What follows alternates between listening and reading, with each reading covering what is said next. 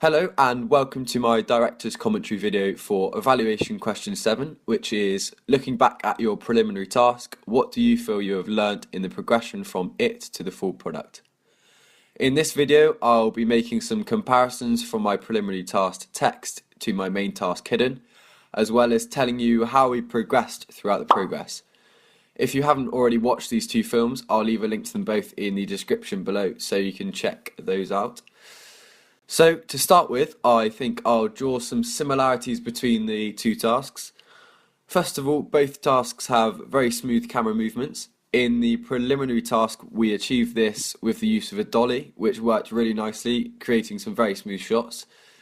My favourite of which has to be this shot that tracks Amy as she comes into the room and the camera arcs around to introduce Izzy before ending in a two-shot of the pair of them sat facing each other. In Hidden, we achieved the smooth camera shots by using an emo Steadicam, which, once it was carefully set up, worked well to obtain the smooth shots I was after. Another similarity is the use of the match on action. This was something that was on the brief for the text, and I think I achieved a very smooth match on action as Amy comes through the door. In Hidden, we also used match on actions, quite a lot of them, to keep the opening sequence fluid and smooth. I used them primarily as the character is going through doors, like this one into the lounge and this one into the kitchen. But I didn't use match on actions constantly, like here for example, where it cuts straight from the teacup to the character walking to the lounge. I think it's important to not overuse this match on action effect, and I thought it would have got a bit boring and slow if we just constantly followed the character around the house. And then the final similarity that I'm going to talk about is the use of the crash zoom in both.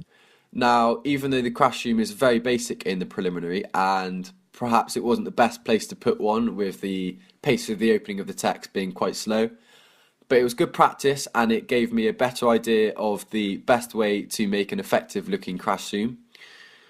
The one that I used in the text was created by speeding up footage of me zooming into the phone, and actually the one in the Hidden uses this technique of speeding up the moving part of the footage as well.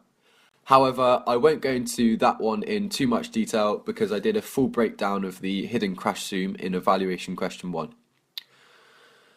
Now let's talk about the differences between the two and how Hidden shows development from the text. Well, first of all, there's lots more camera techniques on display in Hidden. There's aerial drone shots, panning shots, crabbing shots, over-the-shoulder shots, point of view shots, and so many more.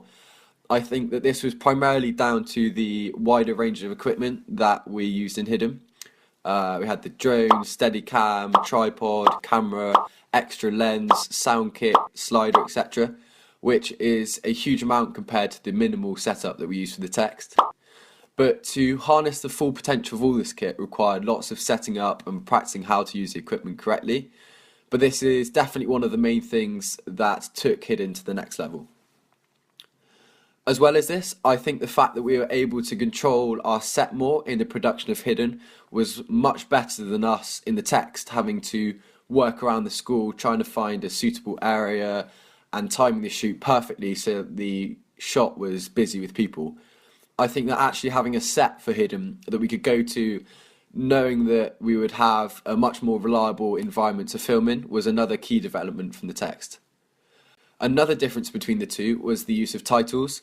In the text, I only used a single main title, which was actually hand-drawn, and the rolling credits right at the end.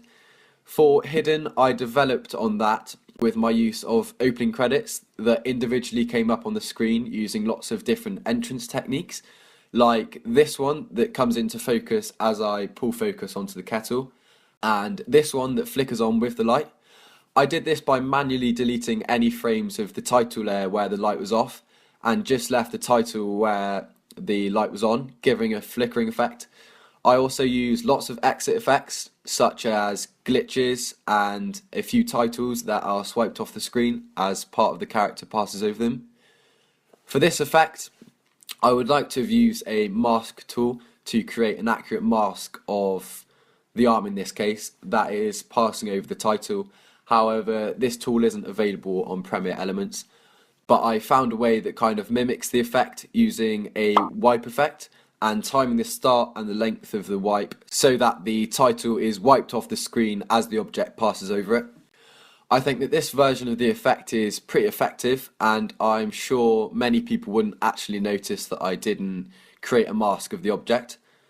In the development of this product, I also learned how to track text onto an object so that for titles like this one and this one on the books, the text is actually anchored to a point in the scene. I did try using the specific track object tool on Elements, but I actually found that manually motion keyframing the text worked much better to give a smoother result. I actually really liked this effect and found that it was a good way to develop some simple titles into being something a bit different. Another way in which my main task is a development from my preliminary is the use of the keyframes motion of the frame. I went over how I did this in more depth in evaluation question 6, but I think that it's one of the best skills that I have developed since the preliminary, so I'll include it in here too. I essentially keyframed the frame of the video to create what I'll call a fake camera movement in the shot. For example, this rotating high angle / aerial shot on the cup as she pours the water from the kettle.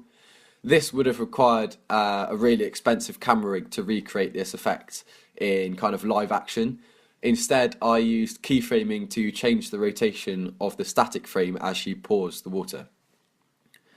And the final thing that I'll mention in this video is colour grading. I think that the colour grading in Hidden was a big factor in making it look professional and cinematic. This was something that I didn't really do in the text, so I think that it's also a major development between the two. So to conclude, I think that Hidden is a huge development from the text, and for the reasons that I've talked about and many more, as there are lots of other little things that we learn in the process of making this product. So things like communication, which I would say I was in charge of, not only on set between different crews, like when we had one team in the car driving down the track and the other team controlling the drone, but also before we got on set, making sure that everyone knew when we were doing the different shoots, making sure they all knew their roles beforehand, and making sure they knew if they had to bring anything, etc. I think communication like this helped the production of this product run much smoother and, very importantly, on schedule.